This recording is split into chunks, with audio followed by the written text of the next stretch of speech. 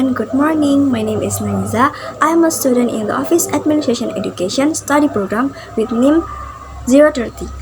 And today I'm going to talk to you about World Cultural Heritage, one of which is the Borobudur Temple. I've divided my presentation into 6 parts. First of all, I'll be introduce what Borobudur Temple is. Second, I'll be tell you a history about Borobudur Temple. Third, I will explain some function of the building of the Borobudur Temple. Then, several stages of building in the Borobudur Temple. The next is I will show you some of the reliefs found in Borobudur Temple. And then finally, the conclusion. At the end of the presentation, I will give several reasons why our cultural heritage, namely the Borobudur Temple, must be preserved and protected. Okay, so let's start the presentation. What is Borobudur Temple? Borobudur Temple is one of the Buddhist temples in Indonesia and is located in the Magelang area. This temple is one of the temples that has many visitors, especially tourists from abroad. This happens because of the uniqueness and aesthetics of the buildings. And then history.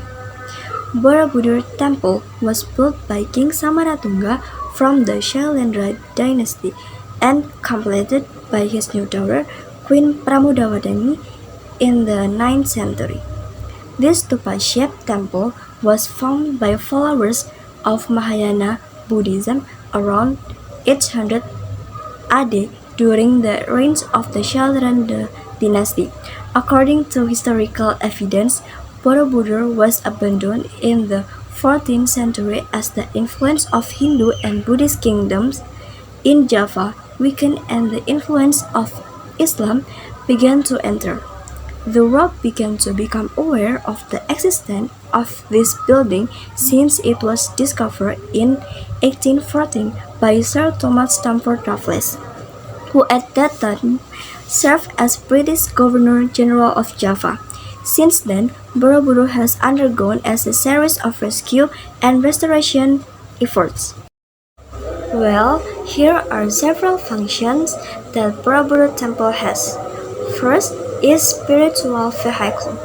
Buddhists see a Borobudur Temple as a holy place that is sacred and has religious value. Second, Borobudur Temple as an educational medium.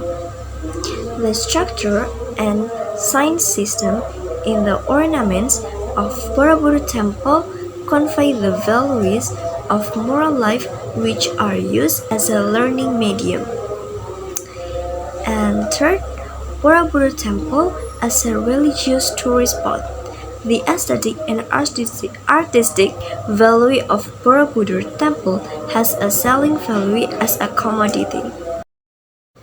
Next is levels of Borobudur Temple. There are 3 levels in Borobudur Temple. These levels are Kamadhatu, Rupadhatu, and Arupadhatu. Kamadhatu. The left part symbolizes Kamadhatu, namely the world that is still dominated by Kama or lawless or desire, namely the world of ordinary humans like our world.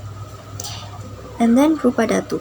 Rupadhatu, namely the world that has been able to free itself from the bonds of lust, but is still bound by shape and form, namely the world of holy people, and is the intermediate realm that separates the lower realm, Kamadhatu, from the upper realm, Arupadhatu. And then Arupadhatu. Arupadhatu, namely upper nature or nirvana, where the Buddhas reside, where absolute freedom has been achieved, free from desires and free from the bonds of form and appearance. Because of this, the Arupadhatu part is described as a plane without relief. Next, you can see many reliefs that found at Borobudur Temple. And finally, we have reached the end of the presentation.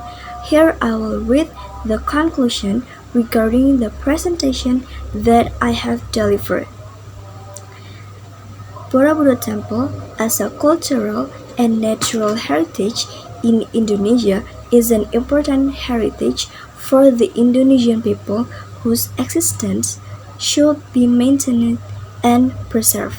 Efforts to maintain, preserve, and care for the Borobudur Temple are carried out so that the Indonesian nation in front of it does not lose its identity.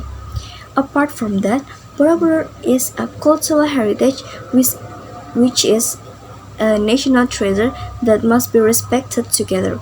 So it's fitting for us as the Indonesian nation to participate in its preservation. Well, there are several ways we can protect and preserve historical heritage.